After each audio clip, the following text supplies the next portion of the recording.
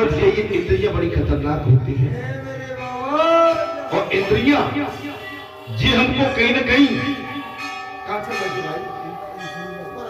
फंसा देती है। जी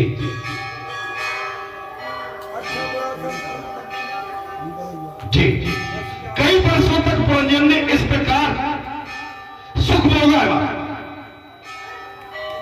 काल देव मृत्यु की पुत्री जरा के योग विवाह करने की इच्छा कोई नहीं रखता। बात आ गई बुढ़ापे से कोई प्रीति करता है क्या? और वो हमने पहले ही कह दिया, अब तो समझ में आ गया। तुम चाहते ऐसे सज बज के आओ महाराज, तुम्हारी पूछ कम हो गई है अब तो महाराज ये नई नबीले चटक बटक है दांत बादल से सांप बांध रहे क्या करती है? उमा गांव में अनुभव अपना सत्य हरि भजन जगत सब सब। भगवान संतन ने यही कहा था, हे देवी उमा, मैंने पूरे संसार का भ्रमण किया लेकिन सत्य के आगे कोई ठहरता नहीं है। जहां सत्य है वहां हम है, बाकी संसार तो बनावटी है। संसार कैसा है? बनावटी है। पुरंजन की अनिच्छा होते हुए भी जरा ने उससे विवाह कर दिया।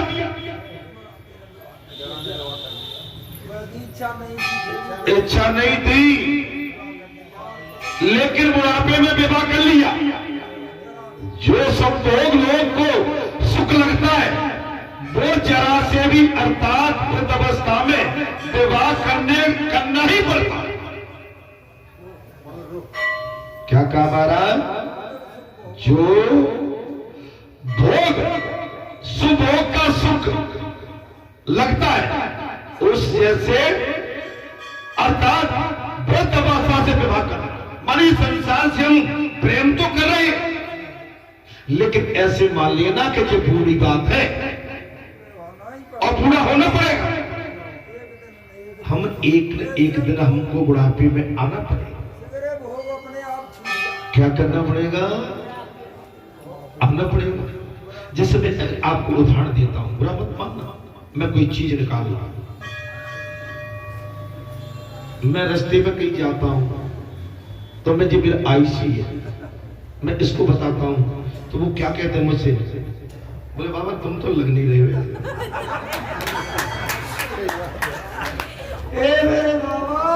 बाबा जो तुम्हारा ये कहूंगा दूसरे का मंगला है।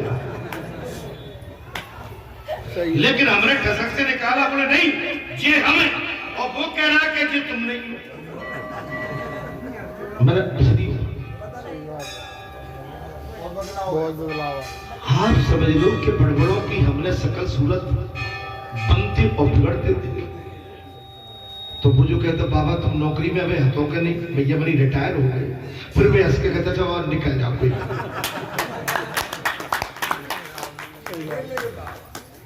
कल हम यहाँ से प्रसाद लेना था, धोती कुर्ता पहने थे और सफेद तो बाल हो ही गए, एक बिल्कुल बूढ़ो, और मैं माला ले और वो माला लेने आगो पान वाल में मुझे 11 पान लेते भगवान के लिए रोज रात को हर मंगल।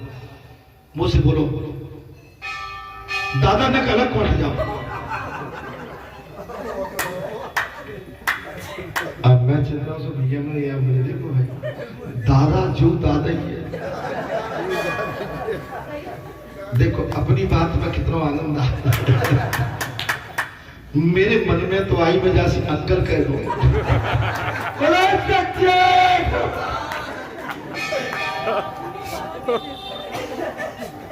और का कह रहा मुझसे बाद पान वाले भैया राम राम कह राम राम। बोले तो पान लगा। बोले या तो हम दशहरे के दिन खाते हैं या कभी हम बहुत खुश हो तब खाते हैं। भैया एक काम करो, एक हमारे काज लगा दो, एक हमारी पत्नी के लिए। कह दादा ठीक है का मेरी बहुत खुशी है।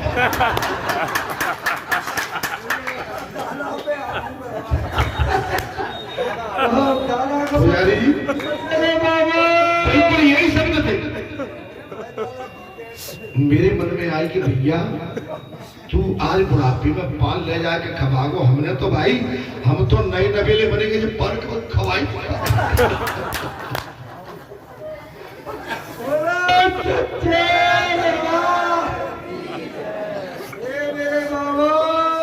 ये अच्छी खासी नौकरी में रहे पान क्या लाइन लगा दिया। के बिहारी बात आती है कथा में, नारद जी ने साफ कह दिया महाराज जरा से मैंने बुढ़ापे के प्रति हम हमेशा आज भी बूढ़े हैं, लेकिन हमारा मन फिर भी आप देखोगे कि नहीं नहीं अभी तो हम कुछ भी करने को तैयार हैं। जी हमारी भूल अर्थात सनत कुमार 7 प्रकार की भक्ति सिद्ध करने के बाद एक बार महाराज पति की मृत्यु के समाचार से सर्व आदि समाचार से दुखी हुई उस कन्या का परमात्मा से सद्गुरु के रूप में, ये संत कुमारों की शादी नहीं हुई है, श्रवण पान हम लोग कथा सुनते हैं और कथा कहते हैं और इनसे प्रेम भी करते हैं, लेकिन इसके बाद भी एक बार पति की मृत्यु के समाचार से दुखी हुई उस कन्या का परमात्मा ने सद्गुरु के रूप से आकार बोध किया। और महाराज भक्ति के 7 प्रकार के सिद्ध होने का परमात्मा शक्त संख्य का दान करते हैं, आत्मनिवेदन का दान करते हैं।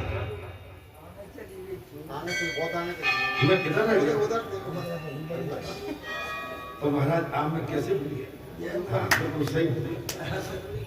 फिर एक रोज मृत्यु का सेवक प्रज्वल आ गया, वृद्ध अवस्था से अपन सही जगह पे आ गए, मारा क्षमा करना ज्वर आ गया और ज्वर का स्त्री में अतिशय आसक्त रहने वाले पुरंजन ने संचालन में 100 स्त्री का चिंतन करते हुए देव त्याग। पुरंजन कैसा है? वो स्त्री से प्रेम करता था और उसने एक स्त्री से नहीं, मरते समय उसने 100 स्त्री को ध्यान में किया।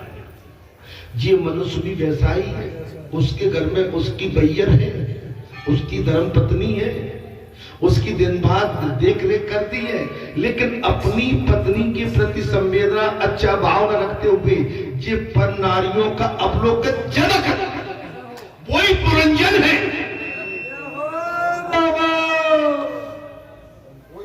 वही पुरंजन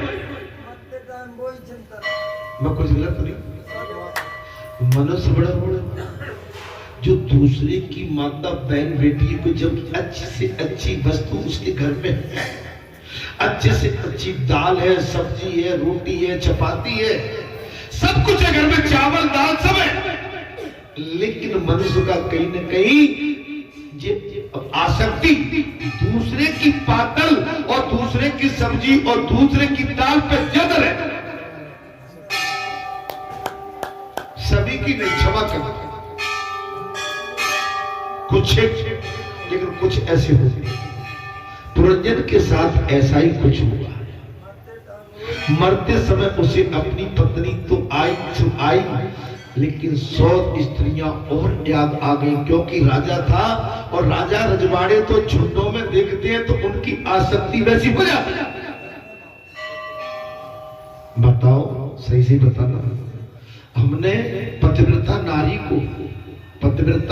को रोते बिलखते हुए काल के मुंह से अपने पति को लाने के लिए ये तो चीज हमने देखी है, लेकिन क्या किसी पुरुष ने अपनी पत्नी के सुहाग को अमर करने के लिए, क्या किसी पति ने अपनी पत्नी का सुहाग अमर हो जाए, ऐसे आपने कहा देखी?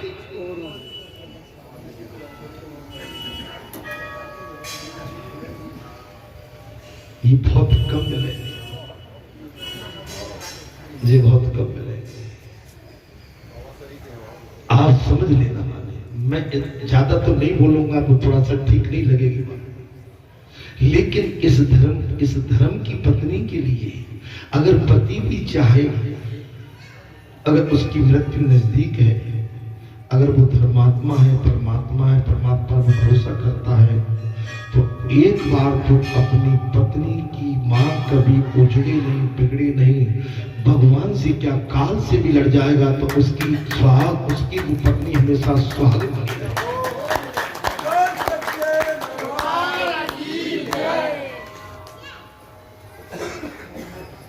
आप समझ लो, ये बहुत आवश्यक है आपके सामने बात करना। देव तो त्याग दी उस राजा ने, प्रणाम तय बिंदरव में नगर में उसे कन्या रूप में जन्म लेना पड़ा। स्त्री बनने का संकल्प उसके मन में चलता रहा, अंत में उसे एक कन्या बनना पड़ा। स्त्री का चिंतन करने से पुरंजन को भी स्त्री बनना पड़ा है। स्त्री का चिंतन करने से राजा पुरंजन को भी स्त्री बनना पड़ा। ये नारद जी विस्तार से बहर जी राजा के सम्मुख पूरी कथा कह रहे हैं। ये बात पुरुषों को चेतावनी देती है कि वे किसी स्त्री का अधिक चिंतन न करें।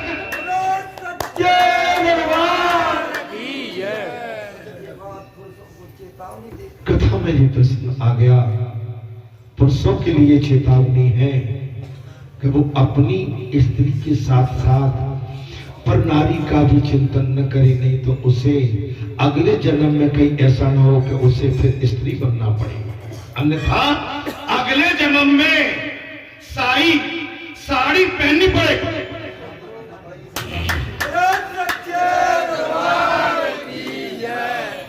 अगले जन्म में साड़ी पहनना पड़ेगी उसे भी, किसी की पत्नी बनना पड़ेगा उसे।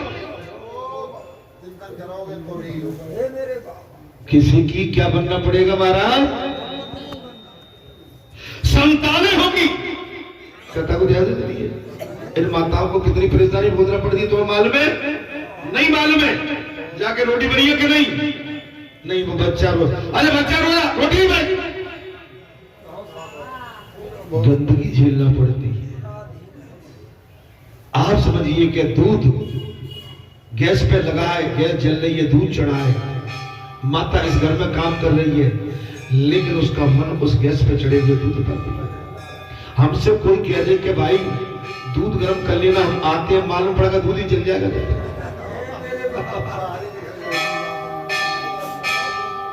राकेश गर्म करते हुए निकल मैं सबसे पूछ रहा हूँ पुजारी जी, आपने दूध गर्म करा कभी निकाला है नहीं? निकल गया। ऐसा कोई नहीं है समझ में, बात तो सब पिल्ली है, वैसे बताने को जरूर कहेंगे। अच्छा माता कुछ ऐसी चतुर होती कि हमारे कछु नहीं करते। अरे भैया ऐसा वो जन्म हो कि हमारे कछु ना करते।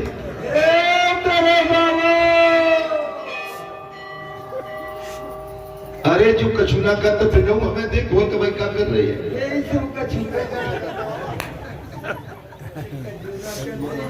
ये हम तो हंसिया नहीं है।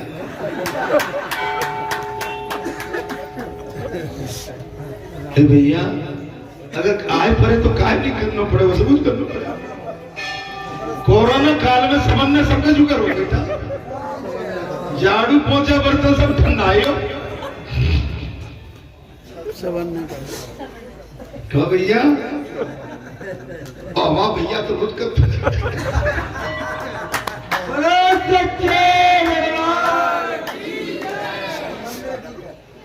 अच्छा महाराज भीतर सब कर लेते हैं, बेसना न हो तो पर्दा डाल के कर लेते, कर सब लेते।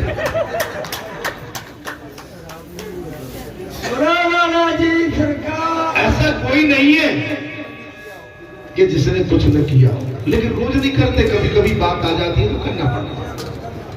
लेकिन कोई कहे कि नहीं करते, तो मैं कहता हूं वो झूठ परोस रहे, सब करते हैं। महाराज पुरंजन पुरुष था, किंतु बार बार स्त्रियों के चिंतन करने से उसे अगले जन्म में स्त्री बनना पड़ा। पुरंजन राजा स्त्री था। बाद में कथा में ये प्रसंग आ गया है। भगवान सुखदेव कहते हैं राजन, पुरंजन पुरुष था लेकिन वो स्त्रियों का चिंतन ज्यादा करता था, इसलिए उसको स्त्री बनना पड़ा। कोई हमेशा के लिए पुरुष या स्त्री नहीं रह सकता।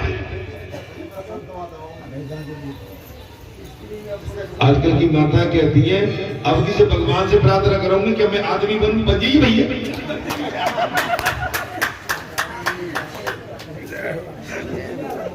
भैया राकेश खम्मा पे तुम छोड़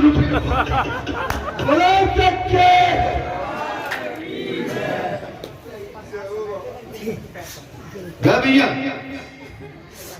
मोटरसाइकिल तो नहीं चलाना पड़ा।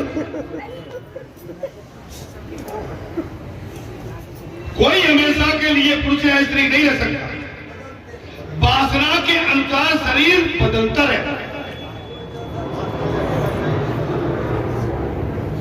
वासना के अनुसार शरीर बदलता रहता है। पुरंजन ने केवल जवानी में ही पाप किया था। राजा पुरंजन ने कथा आ गई। भगवान सुखदेव ने कहा, राजन, राजा पुरंजन ने जवानी में ही पाप किया था। बाल अवस्था में, वृद्ध अवस्था में तो उससे सत्कर्म किया। बाल अवस्था में और वृद्ध अवस्था में सत्कर्म किया। इन्हीं पुण्यों के कारण उसका जन्म एक ब्राह्मण के घर कन्या के रूप में हो गया।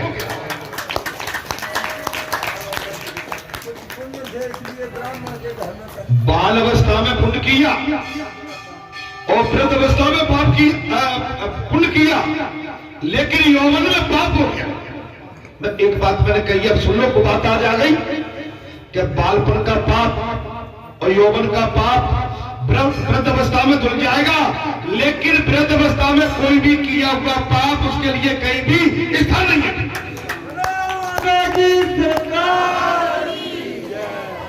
फिर समझने का स्थान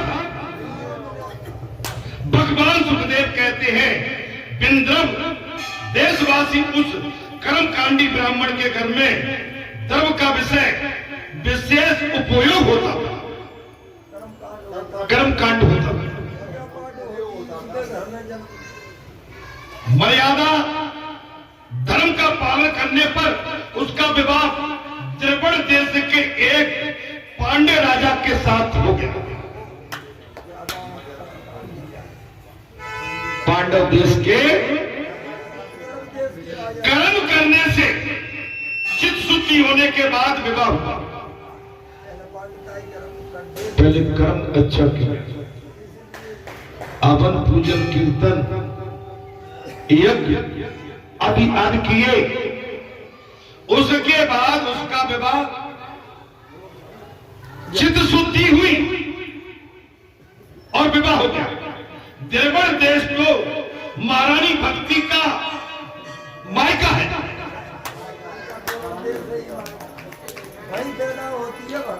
भक्ति कहां पैदा होती है? किधर? दक्षिण में। भक्ति कहां से चली? द्रविड़ देश दक्षिण से। पांडे राजा अर्थात भक्तिपति से विवाह हुआ। पांडे राजा माने भक्ति से विवाह हुआ। कर्म करने से चित्त शुद्ध होता है। अच्छा कर्म करने से क्या होता है? आप अगर वास्तव में निरंतर कथा सुनते रहेंगे, भजन कीर्तन करते रहेंगे, आपके विचारों की अवधारणा शुद्ध बनी रहेगी, तो आपका चित्त और मन सब शुद्ध बने रहेंगे। रात्रि में नींद बढ़िया आएगी, रात्रि में भोजन अच्छे करोगे और भोजन पचाने के लिए प्रभु बैठे हुए, उसकी चिंता मत करना। आपकी पाचन क्रिया बिल्कुल शुद्ध रहेगी।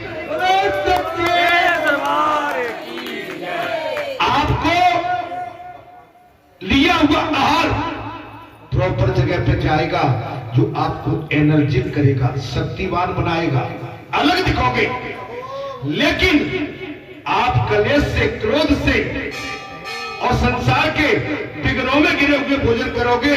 आप दूध मलाई कितने भी रबड़ी चाटिए, आप केवल सूखे सूखे और मुरझाए मुरझाए दिखोगे। पुजारी जी देखो हमारे पुजारी कितने पसंद कितने, देखो हमारे पुजारी कितने बढ़िया।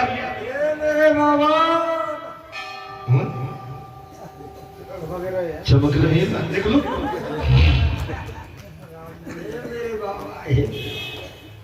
आप हमेशा खुश रहिए, प्रसन्न रहिए। हम तो जो कंप्रोमाइज कर लेते, कल मरने वाले तो वहीं जहां से आज तो जीवन तो बदलेगा। कल से मतलब है हम रोज मरते हैं, हमारी मौत हमारे पीछे लगी है। अब पता नहीं कथा के जाने के बाद हम ठिकाने से लगी पाते नहीं, या कथा में बैठे या भी बच पाते, कोई पता नहीं। जीवन में हमें समझ रहे तो भक्ति की जा सकती है। लोग मानते हैं कि भक्ति मार्ग सरल है, किंतु ये अतिशय कठिन मार्ग है।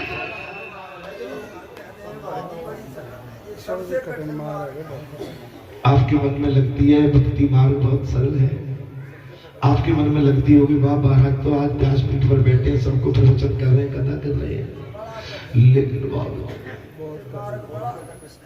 आप सबकी सोचना पड़ती है। कभी कभी मन भर आता है कटु वचन बोलूं, बहुत बोलूं, लेकिन उन कटु वचनों को तो काके छोड़ो।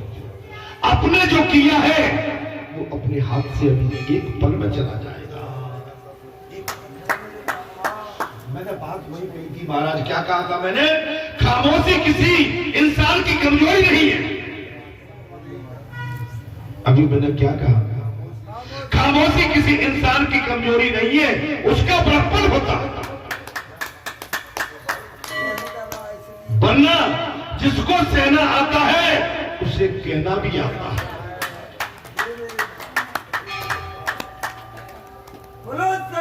जिसको सहना आता है उसे कहना भी आता है। लोग कहते हैं भक्ति मार्ग सरल है, किंतु भक्ति मार्ग अतिशय कठिन है। भगवान सुखदेव ने राजा परिचित को हर की पौड़ी पर ये सब बता दिया। मर्यादा धर्म का पालन किए बिना भक्ति का उदय नहीं हो सकता।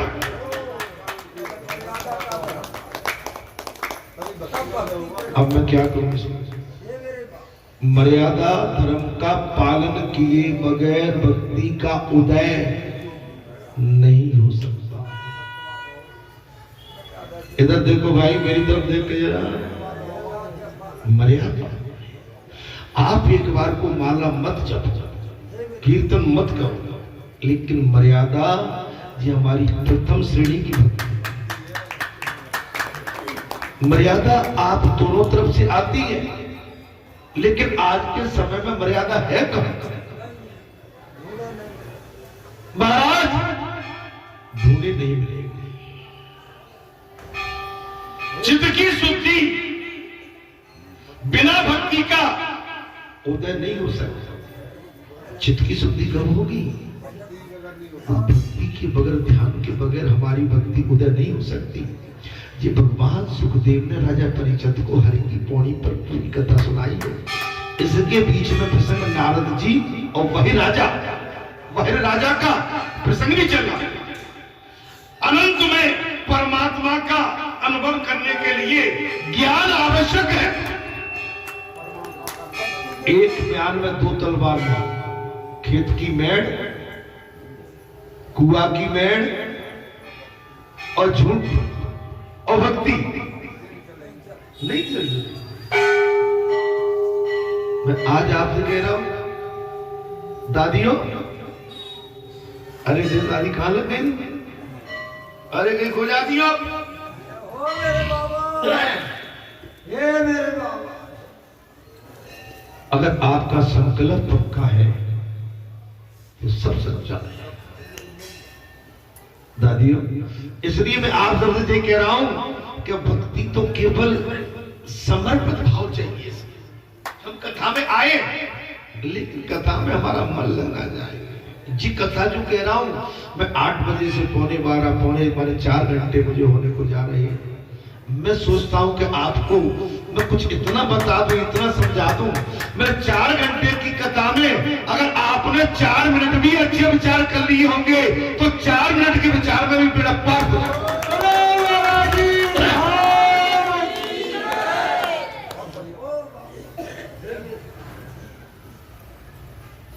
सन्मुख होए जीव मुहि नहीं और जन्म कोट अविनाशो तुम।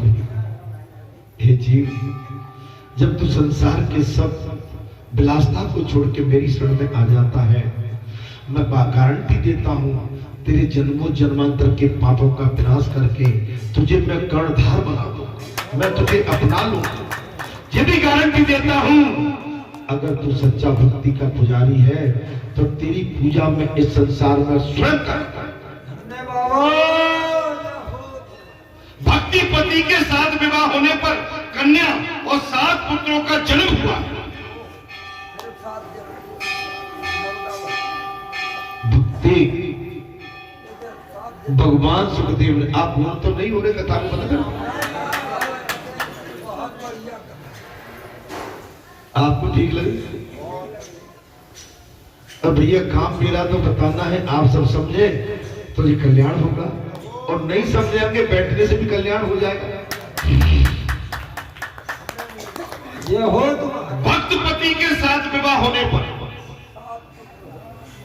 भक्त पति के साथ विवाह होने पर, कैसा पति हो? भक्त पति के साथ विवाह होने पर कन्या और 7 पुत्र का जन्म हुआ। कन्या है कथा श्रवण में, सत्संग में रुचि। 11 बजे नहीं 8 बजे से, टिल फर्दर नहीं, स्थायी रेगुलर, आकस्मिक नहीं, स्थायी डेली। ये संसार नहीं छोड़ेगा। हमारे घर में जो कुछ चल रही व्यवस्था हमको नहीं पकड़, हम कितना भी सुधारेंगे ये जीवन भर हम इसको सुधार नहीं पाएंगे। माता एक कमरे में आप झाड़ू लगा दिए, मालूम पड़ा कि दूसरे कमरे में एक तरह का और डला हुआ।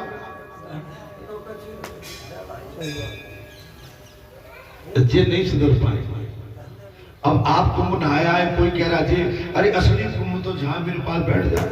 मैं नवे नवाए तब समझूंगा, मैं तीर्थ करे कराए तब समझूंगा जब आप सब छोड़ के बालाजी धाम की व्यासपीठ के सामने 8 बजे से कथा चलती है, 2 बजे तक बैठ रहे।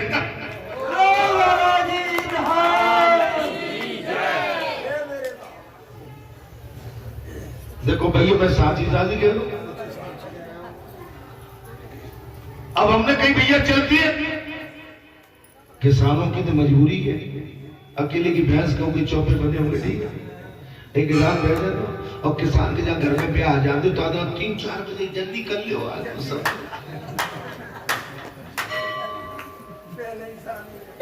और बोले बालाजी पे आज पहुंच जाएंगे, यहाँ तो 12 बजे में चलते रहते। ये नहीं, हमारी ललक होना चाहिए जहां पर तुझे स्थायी चीज है। और जगह तो केवल 7 दिन की बात है, लेकिन ये स्थायी चीज है, रेगुलर है, माने सदा बाहर अखंड चल रही है। महाराज भक्त पति के साथ विवाह होने पर कन्या और 7 पुरुषों का जन्म। कन्या है कथा श्रवण में, सत्संग में रुचि। ये कन्या है। इस प्रकार भक्ति का जन्म हुआ। 7 पुत्र भक्ति के साथ प्रकार है। श्रवण सुन लो, मेरी कथा को ध्यान से सुनिए। भक्ति के 7 पुत्र कौन है? श्रवण, कीर्तन, स्मरण, पाद सेवन, अर्चन, वंदन, दास, अर्थात 7 प्रकार की भक्ति सिद्ध होती है।